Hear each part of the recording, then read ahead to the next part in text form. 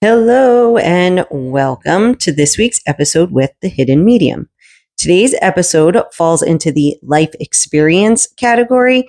So if you enjoy it, you can like and share this video. Don't forget to subscribe to the channel. Then head over to the Life Experiences playlist for more content similar to this one. Thanks for listening to today's episode. Let's get started.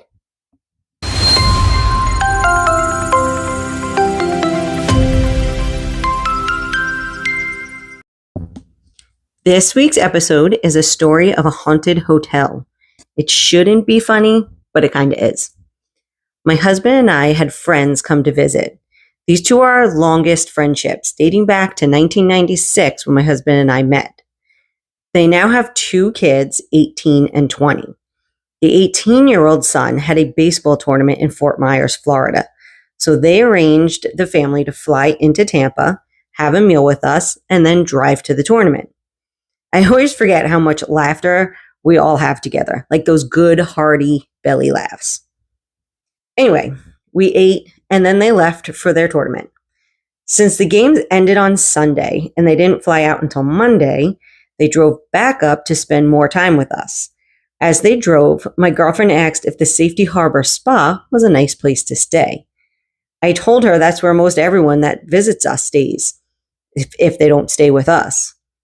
My husband added to make sure she called and asked for one of the newly renovated rooms. The spa's been added to several times, and he wanted to make sure she asked for a newer room as opposed to the original wing built in the 1920s. Well, she didn't listen. She booked online as they drove their way up. We met them at the resort, and she checked in. We filled the luggage cart and headed up to their room. It was in the old or original section of the hotel. So as you walk up and turn the corner, there's a room with a glass door. And her daughter asks, "Why does that man's room have a glass door?" To which my husband answered, "That's just a feature room to show like what the rooms looked like in the 1920s. To which she replied, "Well, there's a man in there." Her mother chimed in with the rational answer of, "It's probably a maintenance worker." To which my husband chimed in, "Well, or it's because this place is haunted as fuck." Recognizing the horror faces, he'd quickly tried to recant, like, "I'm just kidding." All right, we dropped their stuff off and wandered around town talking and laughing like we always do. It was a little past midnight when we left and headed home. The next morning, I texted my girlfriend and asked how she's doing and what time we were meeting for breakfast. Her reply, "I would never stay at this place ever again, even if they paid me." All right, well, we got to breakfast and the story of their horrible night unfolded. Apparently, around 2:30 a.m., she heard a woman's blood-curdling scream. There were sounds from the floor above of people running, and she swears she heard the sound of metal dropping to the floor. Knowing how gun-friendly Florida is, she was horrified at the thought that a gun might go off and shoot through the floor.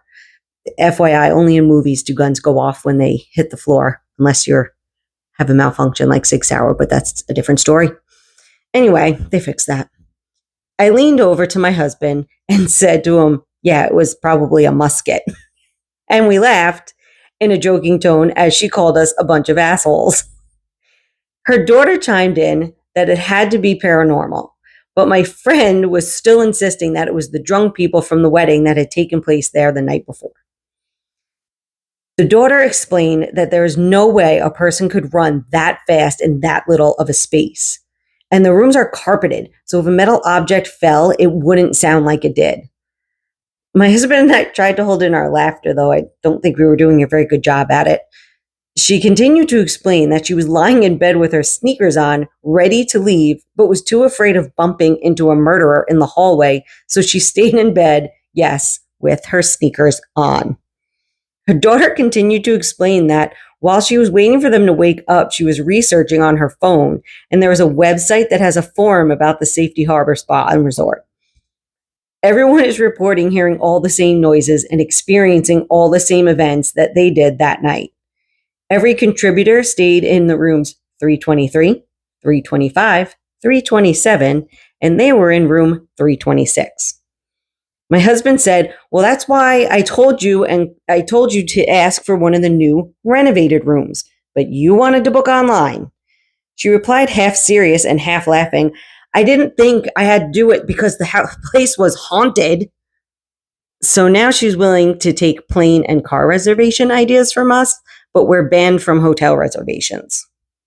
Moral of the story: if you want an authentic paranormal experience, head over to the Safety Harbor Resort and Spa and ask for an original room in the 300 wing. Otherwise, go with the new renovated rooms.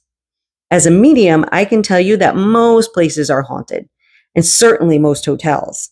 It can become difficult to enjoy the atmosphere of any place when you are always feeling watched or you have to ignore the voice in your head, which sounds a bit schizo as I say it, but that's why my grandparents had to hide their gifts, from the world. But yep, that's for another vlog. So stay tuned and keep listening.